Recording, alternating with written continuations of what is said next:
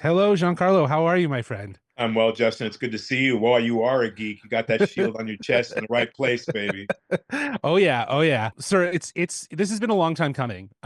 Fans have envisioned you in the MCU for years. Roles like Doctor Doom, Professor X. What made this the right time and character for you to step into the MCU? Well, for me, in my brain, Marvel makes great movies, and I like the Hmm. company. I like Hmm. how they do it. I like the way they write it, the way they execute it. So this was first on the list.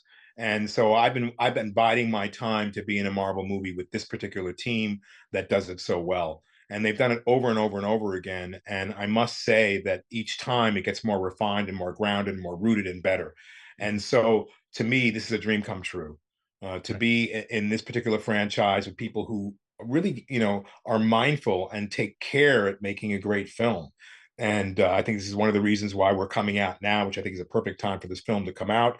And it is really great entertainment. Yeah, I've seen 40 minutes of footage, I think, roughly.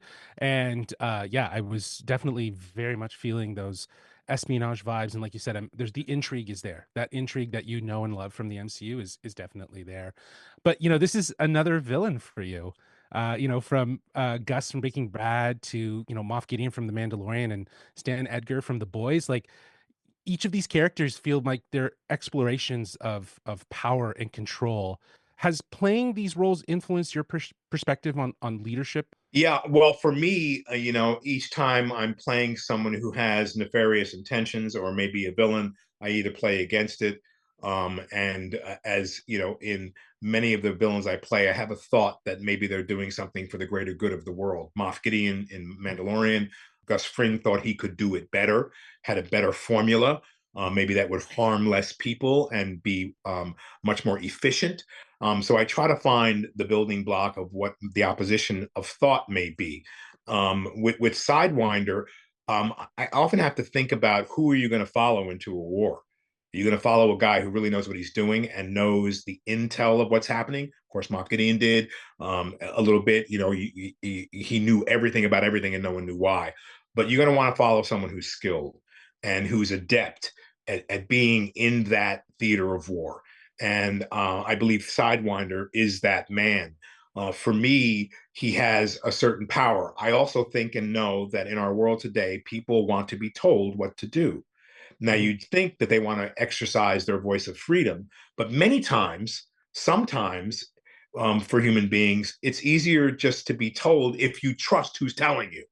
Right. So Right. to me, Sidewinder is has the ability to be in hopefully, we hope more movies to come of Marvel. He would have the ability to be someone who is a shapeshifter in a certain way to allow you to know that you can trust him Mhm. and allow you to know that he's someone who can lead you. So this villain is very different from me, part and parcel of the fact that he's very physical.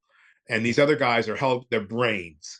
Mhm. Now, if you know the history of Seth Voelker, where he came from in the comic, he is someone who was an economics professor who then came into this world. So that's someone who's extremely smart Mhm. and knows about economics and money. Whether he's out for himself, we don't know. Whether he's out for someone else, we will find out.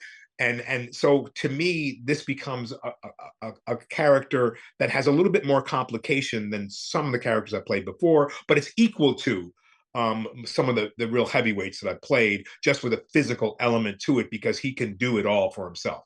Yeah, I was actually gonna ask my next question, in regards to that physicality. Like you joined the film when there were some changes that were going on with the production. So stepping into that role and having to deal with that physicality and embracing that, how did that shape your performance of kind of hitting the ground running? Well, I'm really blessed to know that my job as an actor is to use not only my tongue and my face and my image, but it's to use my body.